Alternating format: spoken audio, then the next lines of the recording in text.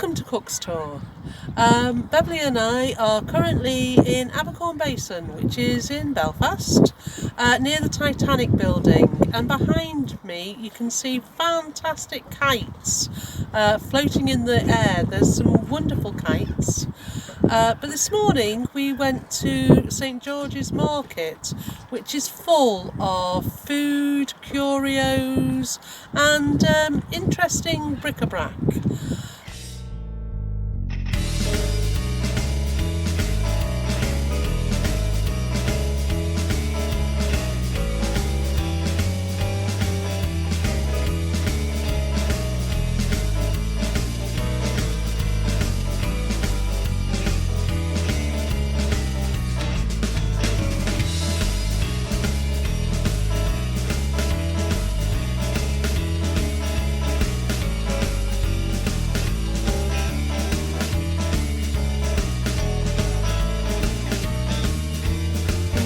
We bought these fantastic mushrooms which we're going to cook, and we're going to go and buy a steak to cook with them. And a lot of people have said that they have trouble cooking steak, even though it's really easy.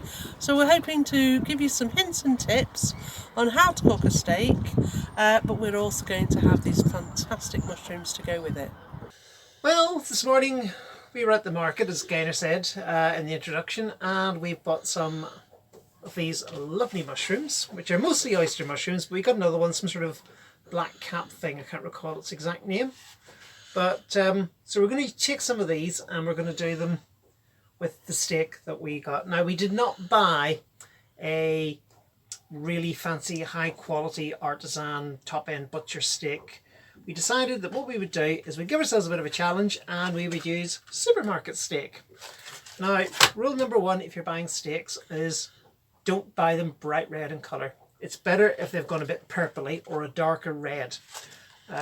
Ideally, the best steak you want is the one the supermarket's about to throw out, believe it or not, because by then they're getting to what the supermarket regards as their best date. But beef is a very, very tolerant meat, and it's better to have aged beef that's well old. So a nice dark coloured beef will serve you far, far better than a bright red one. And also, if it's got some marbling in it, that's even better, as long as the marbling is fat and not gristle, because that will keep the steak juicy as you cook it. Another top tip I'm going to give you on steaks is this one has been sitting out here for about an hour and a half. And the reason for that is I do not want the centre of this steak at fridge temperature, about 4 Celsius. Because the trick to cooking steaks is heat. The trick to cooking a steak thoroughly, well done, is to use a medium heat so that by the time the middle is cooked, the outside is not overcooked. It's just getting nice. If I want a rare steak in the middle, I use a really high heat. So by the time the outside is cooked, the heat hasn't really had very much time to travel into the middle of the steak, and that's still a bit undercooked. And that's how you get a medium rare. And you can vary the amount of heat to go anywhere from medium rare all the way down to very well cooked. But that's what we're going to be doing.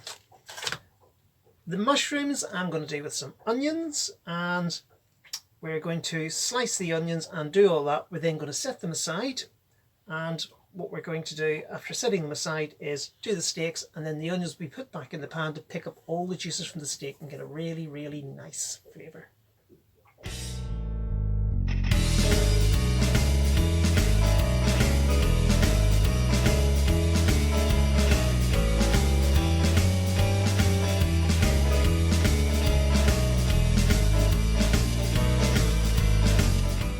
So what I've done is I've taken the oyster mushroom, I've taken the biggest one we had, so I've chopped it up into pieces. I've got a few of the smaller oyster mushrooms. I've chopped this other black mushroom, whatever it was, into some quarters. I've got some finely chopped onions, a bit of garlic because I happen to like the stuff, and I've got some onions cut into crescents because it'll just go nice with the steak. So I've taken the steaks out, they're at room temperature, which is nice. I'm just going to apply a bit of salt and pepper because I do like to pepper my steaks. If you don't like to pepper your steaks, you can skip this step entirely. But we're just going to put a very light bit of salt on to draw moisture out, and some pepper just for flavouring.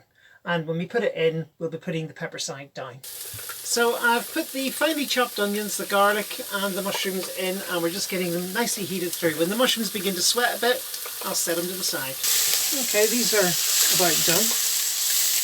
They're starting to brown. So I'm going to put them into a warm tray and set them to the side. I'm going to put the steaks in. I like mine medium to medium rare, so I'm using a really high heat, and by the time the outside is going brown, the inside will just about be cooked because the heat will not have a lot of time to travel through the steak. Now, another key thing to cooking steaks is don't fiddle with them. Put them in, a couple of minutes per side.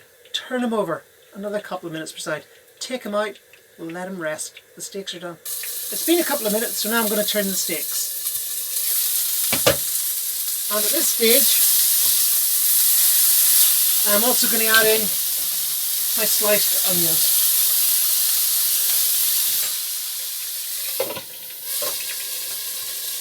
The lid is just to act as a splatter guard. And I'm now going to put the mushrooms back in to pick up any flavours that have come out of the steak. I'm just going to waz them all around together.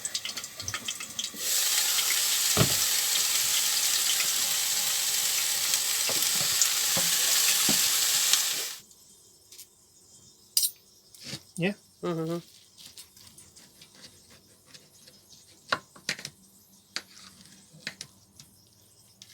And here you go. Delish. Yeah, so that's our steak and chips, and we're going to have Magners, which is an Irish cider. After all, we are in Ireland.